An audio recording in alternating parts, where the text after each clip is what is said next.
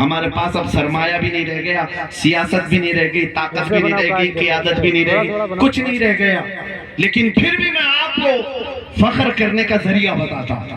فخر کرنے کا ذریعہ ہے تمہارے پاس، پراؤڈ فیل کرو گے۔ کیا چیز؟ حضور صلی اللہ علیہ وسلم صحابہ کو مال غنیمت بانٹ رہے تھے، اس میں انصار صحابہ جو مدینے کے تھے اور جو مہاجر صحابہ باہر سے ہجرت کر کے آئے تھے، دونوں کو مال تقسیم کرنا تھا۔ رسول پاک صلی اللہ علیہ وسلم نے مہاجر صحابہ کو مال زیادہ دے دیا اور انصار صحابہ کو مال کم دیا۔ مال کی تقسیم ہو گئی، یہ رسول پاک بہتر جانتے حکمت کیا ہے، لیکن بعد میں انصار صحابہ کے آپس میں چیمے گوئیاں شروع ہو گئی، سب آپس میں بات کرنے لگے، رسول اللہ نے ان کو زیادہ دے دیا، ان کو زیادہ دے دیا جو ہجرت کر کے آئے تھے۔ یہ باتیں پھیلتی پھیلتی حضور پاک صلی اللہ علیہ وسلم تک آ گئی۔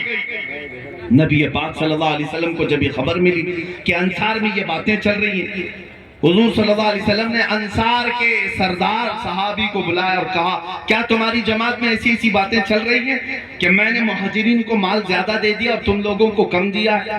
انہوں نے کہا، ہاں یا رسول اللہ، سب باتیں چل رہی ہیں۔ حضور صلی اللہ علیہ وسلم نے انصار صحابہ کو ایک جگہ جمع کیا، کہا سب یہاں جمع ہو جاؤ۔ سب جب جمع ہو گئے، میرے آقا تشریف لائے اور نبی پاک صلی اللہ علیہ وسلم نے ایک ایسا خطبہ دیا۔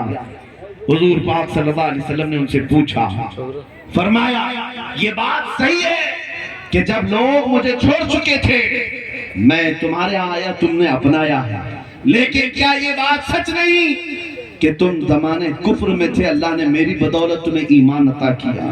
کیا یہ بات سچ نہیں ہے کہ تم آپس میں لڑتے بھڑتے رہتے تھے، جہالت کے زمانے میں تھے، اللہ نے میری بدولت تمہیں عزت عطا کی؟ انصار صحابہ نے کہا، یا رسول اللہ، جو کچھ بھی ہمارے پاس ہے وہ سب آپ کی بدولت ہے۔ اب سنیے، مجھے یہ واقعہ، یہ حدیث بیان کرنے کی وجہ کیا ہے؟ اخیر میں میرے آقا صلی اللہ علیہ وسلم فرماتے ہیں، اے انصار صحابہ، کیا تم اس بات سے راضی نہیں ہو کہ لوگ دنیا کا مال لے جائیں اور جس کے پاس مال نہیں ہے تم مجھے لے جاؤ؟ یہ حدیث پڑھنے کے بعد یقین ہو جاتا ہے جس کے پاس کچھ نہیں ہوتا اس کے پاس آمنہ کا لال ہوتا۔